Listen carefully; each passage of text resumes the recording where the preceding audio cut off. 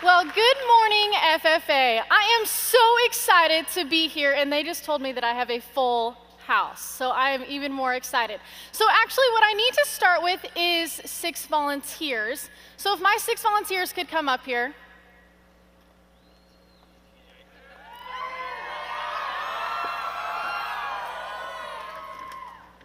All right, now of you 6, how many of you have driven a wheelchair, sat in one, played in one, been in a wheelchair?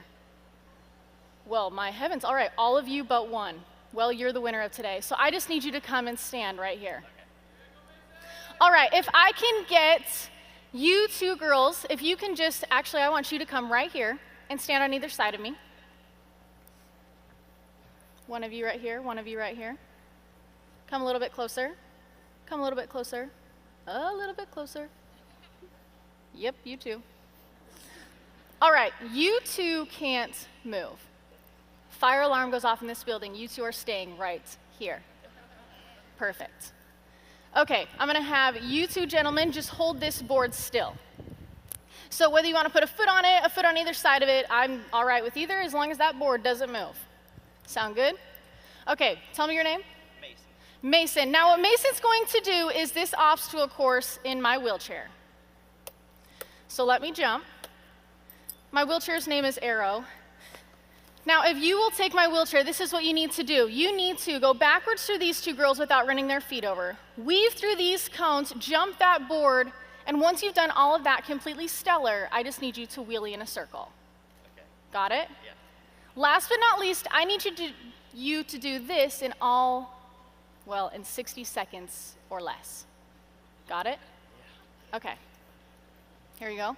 You, sir, your job is to stand behind him, and if something goes a little sticky, to just save him. Okay. Save me. All right. What questions do you have? I'm good. On your marks. Don't do that. You don't want to get that caught in your wheels. Okay, on your marks, get set, go.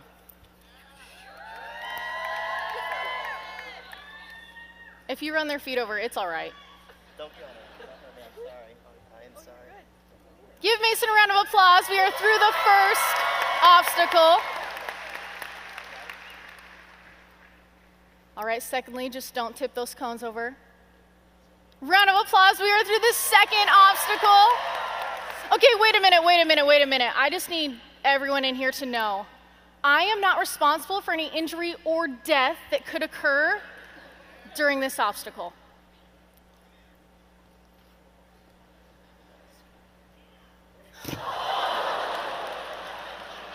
Oh my heavens, give him a round of applause for his effort right there. Okay, you better bring the Arrow back. Can you wheel me my chair? I mean, you have 6 seconds. Do you want to try one more time, or do you want to bring me my chair? All right, bring it over. Spotter, where were you? I don't know. He wasn't there. That's your only job. All right, if you'll jump out of here. Give Mason a round of applause. He can go sit down. My spotter, you are also welcome to sit down. You 2, boy, where are you going? You 2 stay on that board. Spotter, you're allowed to leave. Yes. Give my spotter a round of applause. He did a good job. All right, so you guys saw this obstacle course that Mason needed to do. Give these 2 girls a round of applause. You can go sit down. He needed to go backwards through those 2 girls without hitting them, weave through these cones, jump this board, and last but not least, just wheelie in a circle. Pretty simple, right? Give these 2 round of applause. You can go sit down. Thank you. So these obstacles are things that I do every day. They're easier for me because of that. For Mason, they're a little bit trickier because these are new to him. But every person in this room is going to have those obstacles. Every person will have them. You may not always get to choose what obstacle you have, but you do get to choose how you're going to handle it. And in this situation, when you face an obstacle, well, face it like Mason did. Each one of us is going to have those obstacles. Never compare yours to somebody else's because we're all going to have our own unique obstacle, and we're all going to have our own way of facing it. So I want to tell you a story about my first date. Now, you can all think about your first date. Were you nervous? If you say no, you're lying, because everybody is nervous on their first date. I am no different. I'm going on my first date in a wheelchair, and I'll tell you what, I am nervous. Well, we go out to dinner, and so far everything is perfect. I mean, I'm looking good, he's looking good, we're looking good together. Well, we come outside of the restaurant, and lo and behold, there is this curb. Now, I've learned how to go down a curb. You get in a wheelie, you get right up next to it, and you pop on down. Pretty simple, right? Now, before I can continue this story, I need to make sure we're all on the same page in here. In all things, in all times, and in all places, whether a man is around or not, it will be his fault.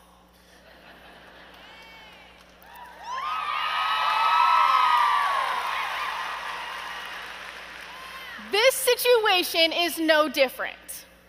So I am in this wheelie and getting ready for this curb, and this boy says, "Hey, Am, do you need any help?" Okay, I have gone 18 years of my life being very independent, and then here I am in this situation where I needed a lot of help. So I turned to that boy and I said, "No, I've got this."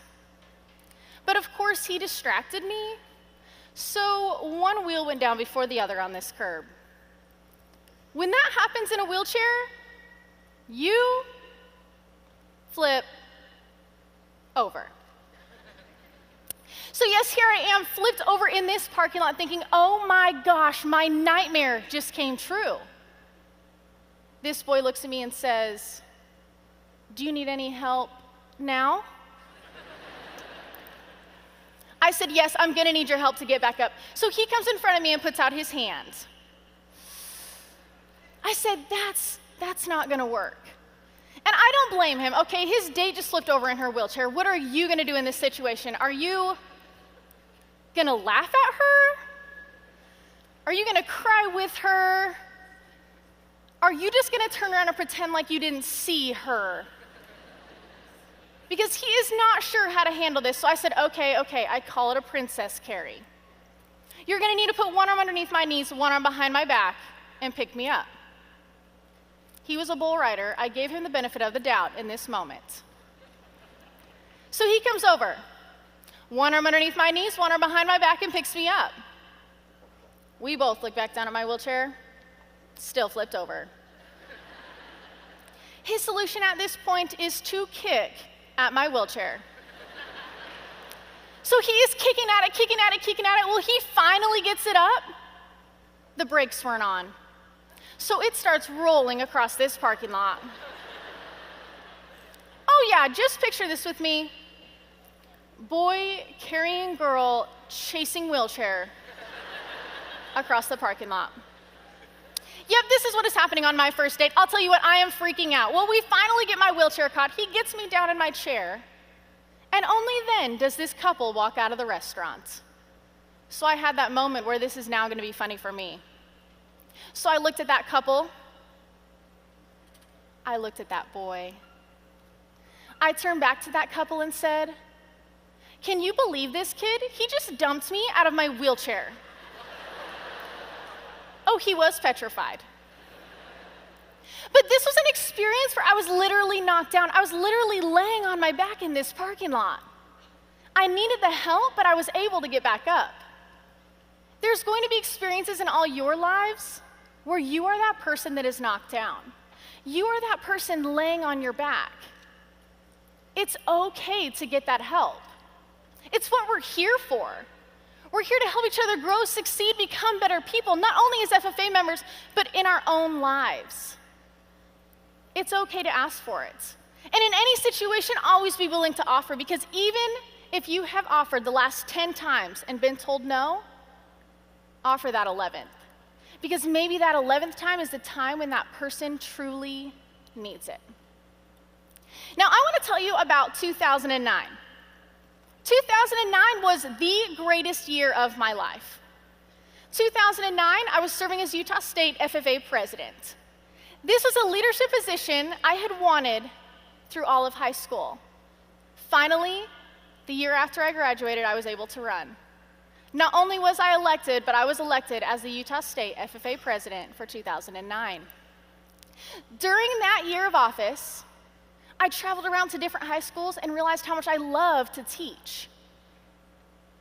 You know when you have that moment when you discover what you want to be for the rest of your life. And that's what I was able to do. Well, secondly, I was competing in rodeo.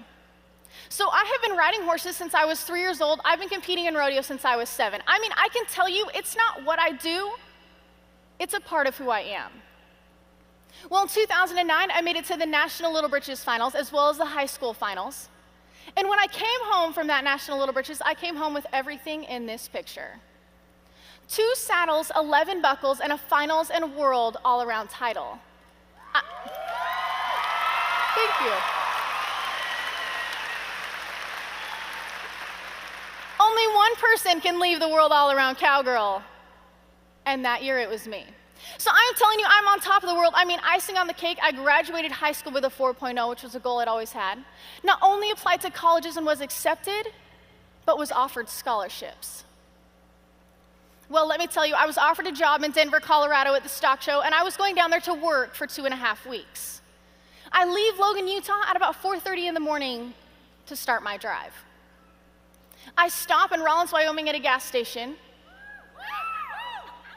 And when I got back in my truck, I made a decision that definitely changed my entire life. I always wear my seatbelt. But this morning I'd had a stomach ache and I thought I'm gonna take it off just for a minute. This picture right here, this is January 10th, 2010, at a little bit after 10 o'clock in the morning.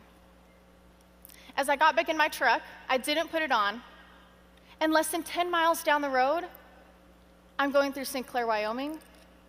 I looked down to check my map. When I looked up, I'd faded over a lane and was heading towards a mile marker on the side of the road. I grabbed my wheel to correct my truck, and this just sent me sliding across this highway.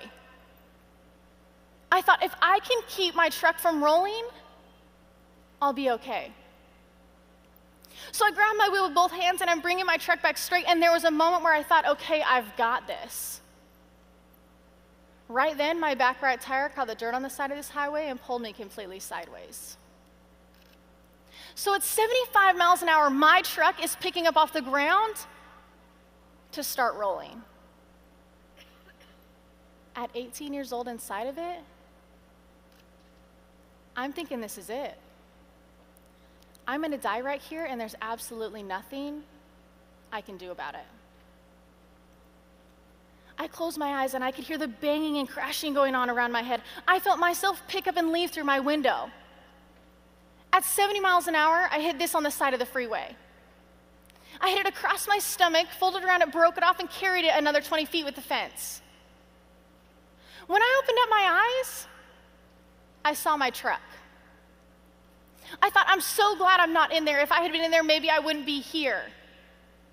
Well, I didn't get knocked out during this entire thing, so as I'm sitting here on the side of this highway, I thought I'd better do a self-evaluation. I feel my head first. It was all right. I landed sitting down with my feet out in front of me, so I looked to my hands next. Move my fingers. They were okay. I next looked to my toes, tried to move them. Nothing happened. I started pinching and rubbing at my legs to try to feel something. All I felt was that I was in warm water from the waist down. I knew something was truly wrong. So I waited. I had to wait for the first person to show up. He asked me what happened. I told him. The second man shows up to this accident site. I asked him, there was a blanket inside of my truck. Can you bring it over? I'm not cold, but I've got to be going into shock. The third woman shows up to this accident site, and I ask her if she has a phone. I decide I've got to call somebody. So this is the phone call I made to my dad. Hey, Dad. He said, hey. I said, so I got in a car accident. He said, okay, how bad? I said, pretty bad. I rolled my truck. He said, are you okay? I said, I can't feel my legs. He said, Amberley, are you paralyzed? I said, Dad, I don't know, I'm just telling you, I can't feel my legs. At that point, the cop had shown up to this accident site, so I told him I had to go. They load me in the ambulance and they take me back to Rollins, which is where I very first heard the news. The news I was pretty sure I already knew, but nobody had said out loud yet. The doctor walks in, and I don't even think he was talking to me, but he starts talking about being paralyzed. I said, whoa, wait a minute, what are the chances of me feeling or moving my legs again? He said, slim to none, but more to the none, and left the room. So at 18 years old, I'm laying on that table trying to take in that information. How am I going to finish my year of office? How am I going to ride my horses? I can't spend the rest of my life in a wheelchair. They load me in the Life Flight helicopter and they take me to Casper, where I go through 5 hours of surgery, which left me with a whole lot of hardware in my back. I wake up from surgery and my mom had shown up there, and she said within an instant I'd gone from this girl with the world at her fingertips to now, neck brace, broken back, on oxygen, not sure what the rest of my life was going to hold. I spent 10 days there in Casper before they were finally able to fly me back to Utah for therapy. I want to tell you about therapy, but before I get to that, I need my 3 more volunteers to come up here on this stage.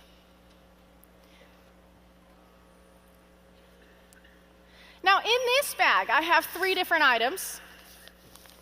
Each one of these FFA members are going to take one of these items out of this bag, and then I'm going to tell them what they've got to do with what they've drawn out. Sound good? All right, who wants to go first? Looks like you. All right. Don't look in the bag.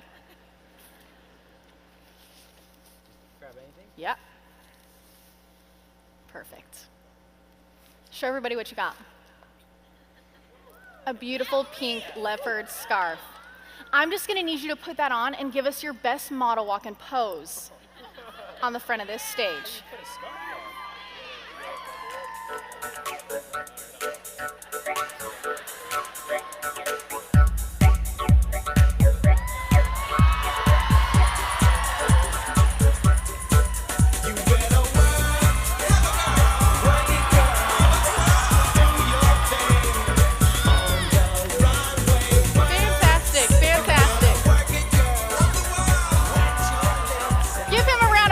For his model walk.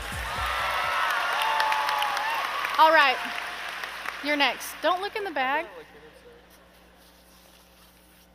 Show everybody what you got. A little wooden chicken. I'm just gonna need you to give us your best chicken imitation right here, front and center. All right. I'll take the chicken. Okay.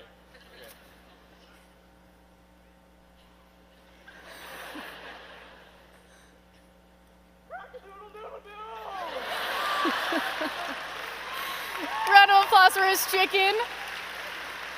All right, last but not least, show everybody what you got. Snickers bar. You're not allergic, right? I just need you to open it up and take a bite.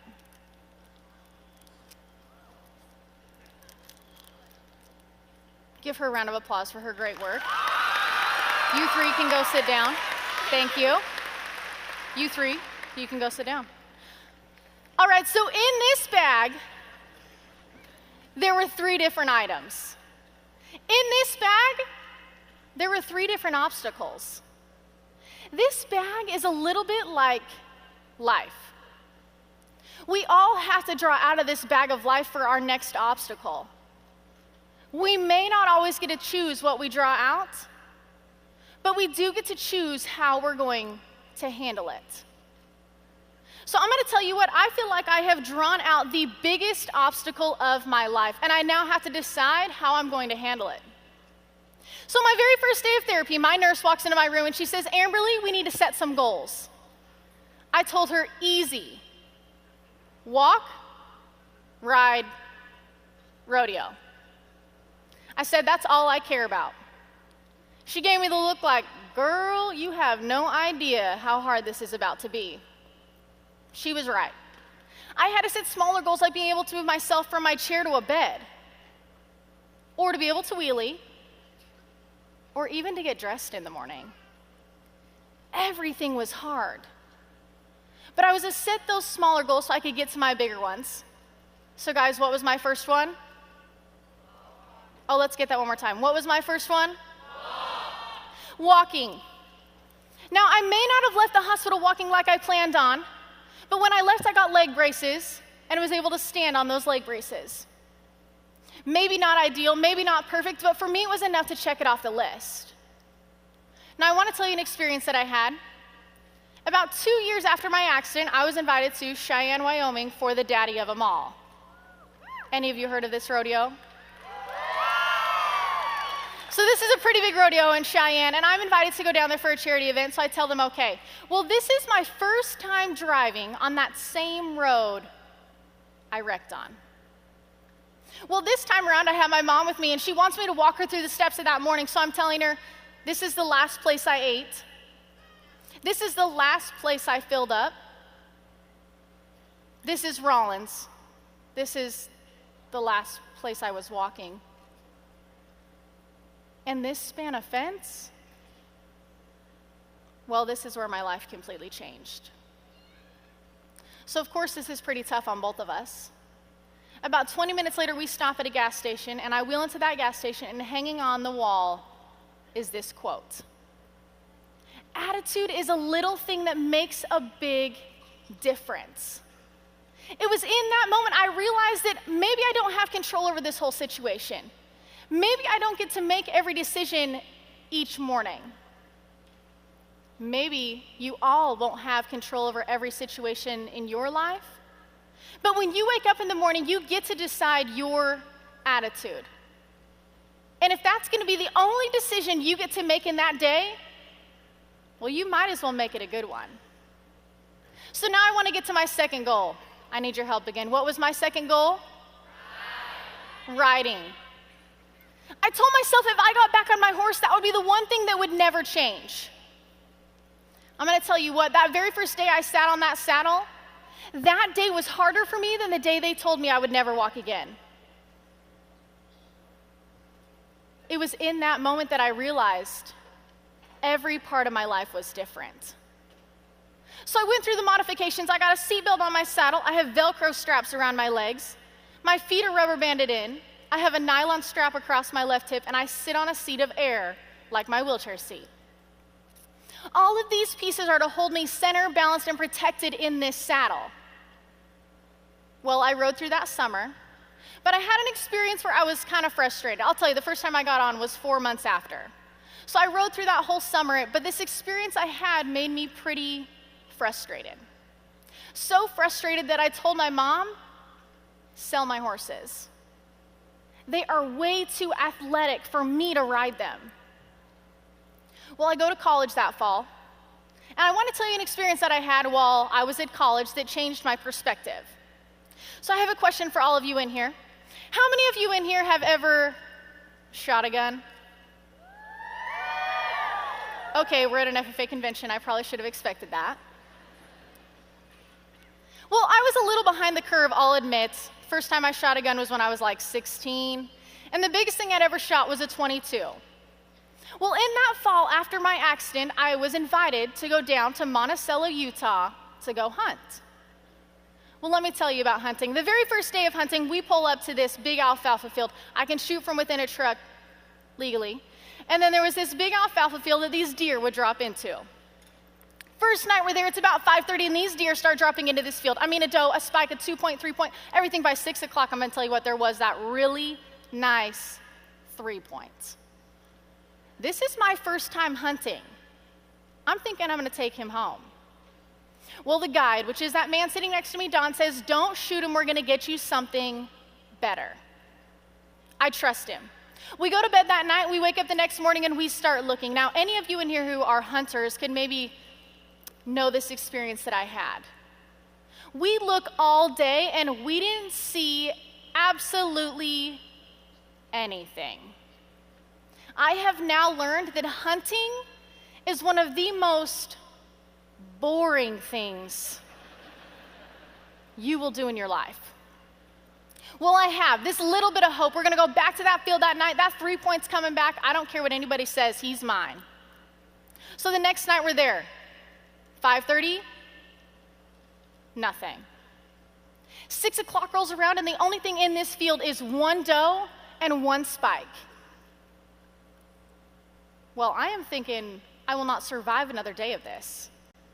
So you guys know I'm not riding, right? This is the fall after my accident, and I'm going to tell you what, I'm a little frustrated because I feel like God gave me this talent, this love, this passion for horses, yet here I was in this situation where I couldn't do it. So as I'm sitting in this truck, I thought, I'm going to take matters into my own hands. I have 2 guides on this side, and I have my brother behind me, and I decide, I'm going to say a prayer. This is how the prayer goes. All right, God, if you hear me, you listen to me, and you love me, send me a buck. Amen. Can I show you what walked out of the woods? This guy. And he walked out on, that's the reaction I wanted. And he walks out on a mission. He's about 250 yards away when he very first walks out of this brush, all right? And the way you want to shoot a deer is broadside, right? Head here, tail here. He turns broadside. I'm like, hey, there's my buck. But you're kind of far away. The second I think that, he puts his head in the air, comes in another 30 yards, turns broadside. All right, that's better. But this is my first time shooting a big gun. He's like, okay, fine. Puts his head in the air, comes in another 20 yards, turns broadside. All right, you're getting better. But I really kind of want you closer. I'm sure he's thinking, woman, are you kidding me? But he does. He continues to come in till he's 100 yards away from me, turns broadside, and holds completely still. Now that buck does hang on my mother's kitchen wall. And every time I wheel into that kitchen, first of all, I'm reminded that God loves me, but secondly, I'm reminded that good things can come out of not so good situations. You all have heard this saying, when life gives you lemons, right? One day I was at a speech and I asked the crowd, when life gives you lemons, what do you do? And this woman says, make anything you freaking want. I said, you're absolutely right. When life gives lemons, we can do absolutely whatever we want with them. I'll be honest, I feel like I'm riding on a lemon a lot of the time. But moments like shooting this buck, and moments like speaking at the National FFA convention,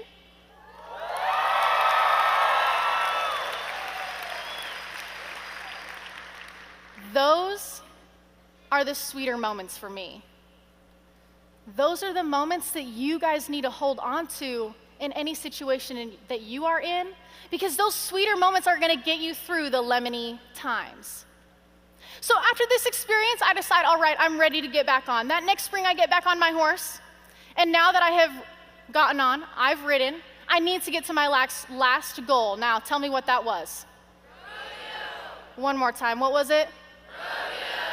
Rodeo. Not only did I want to be able to get on my horse, but I wanted to compete.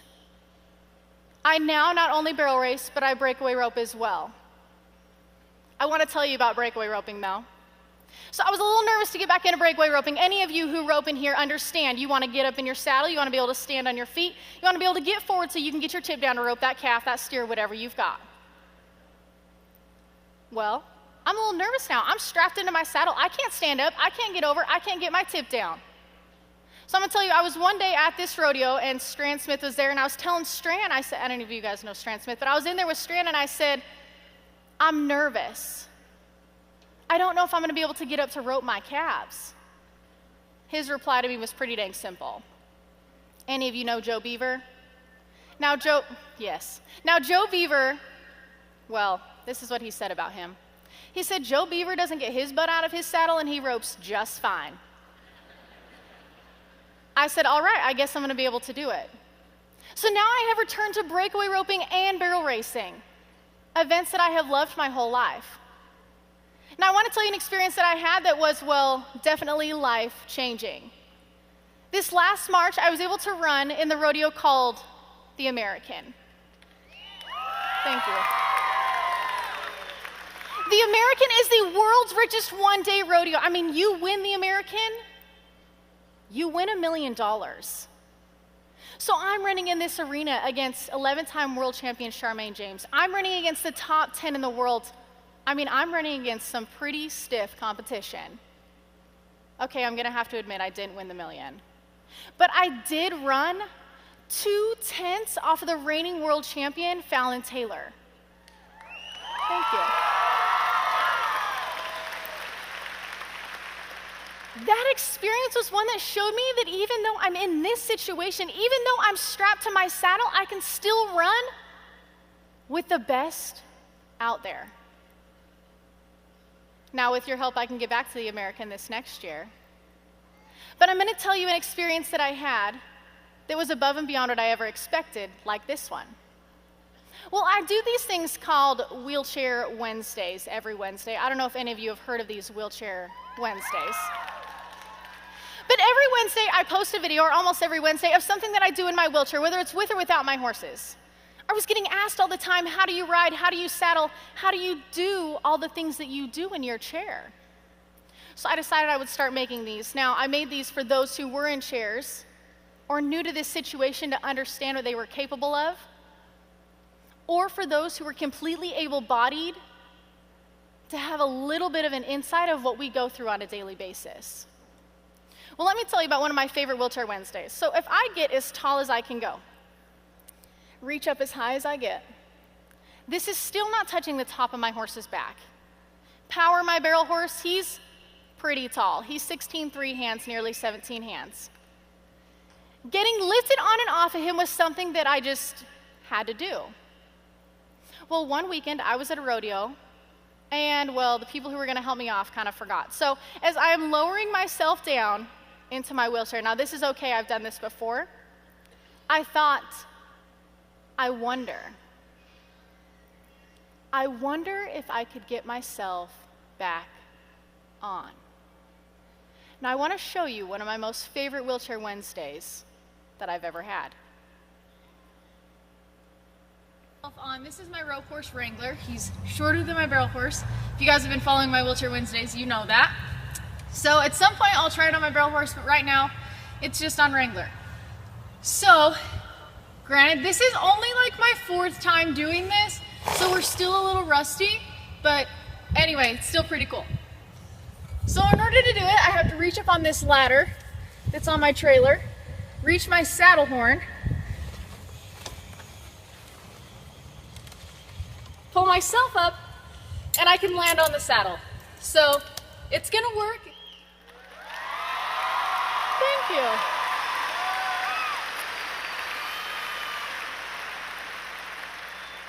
So I was pretty stoked about that, I'll admit. I mean, I could flex for you up. Okay, let's just flex for you up here. Thank you. I've been able to gain these muscles through a lot of hard work and a lot of time and effort into them. But I want to tell you something that I learned. If at any point along the way I had decided this was it, I had decided I wouldn't make it any farther, I would have been right. One of my favorite quotes that I want to share with you is that there's no future in giving up. If at any point along the way you decide this is it, you decide this is as far as you're going to get, you will be right. Now, this last story I want to share with you. I was in an elementary school one day speaking, and I got done early, and these kids were able to ask me questions. Any of you with elementary-aged siblings can understand the questions I'm getting. What's your favorite color? What's your horse's name? These are the questions I'm getting from these kids. Well, there was this tiny little 2nd grader on the front row raising his hand so politely. So I call on him expecting that same type of a question. He asks, if you could go back to that day and change it, would you? I'll tell you what, nobody had ever asked me that, and here is this tiny little boy asking me this huge question. The first thing I wanted to say was, yes, absolutely, without a doubt. I mean, why would I want to spend my life in a chair? But before I replied to him, I thought about the good things. I thought about the places I've been, the people I've met, the opportunities I've been given because of this silly wheelchair. So I replied to him, no. I said, I'm a true believer and everything happens for a reason. There's a reason that I'm in this chair and a purpose that I'm going to serve. And by the way, I have no doubt in my mind that I'm going to walk again. It's not if, it's just when.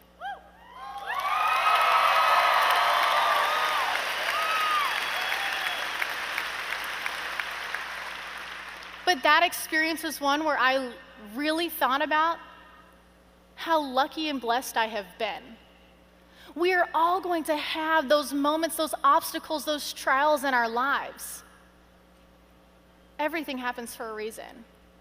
It may seem hard in that moment, but know that if you dig deep and you never give up, you can keep going.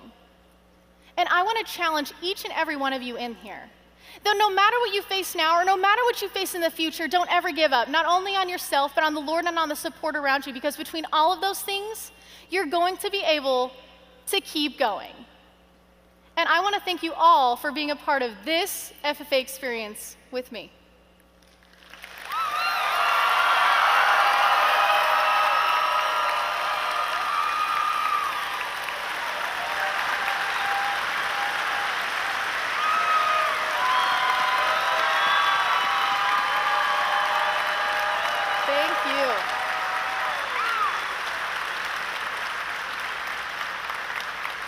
Ms. Snyder, thank you so much for sharing your experiences and your journey with us this morning. Your life certainly casts a perfect example of how we can amplify in and out of the blue jacket. Thank you so much. Thank you. Ladies and gentlemen, Ms. Amberley Snyder.